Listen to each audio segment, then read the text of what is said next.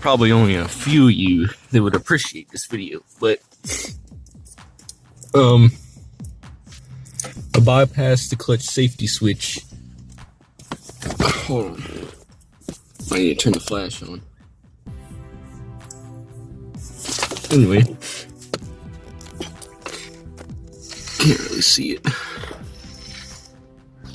but it's black in this truck, which is stupid, but it's basically like in here.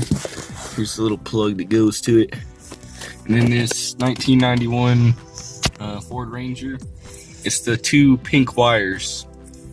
If you splice those together, I just, you know, globbed it with electrical tape to waterproof it and keep it together, but that basically bypasses it.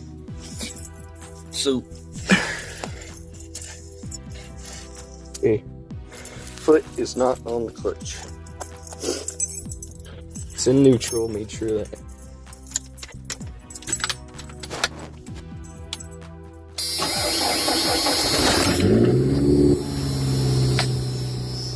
There you go.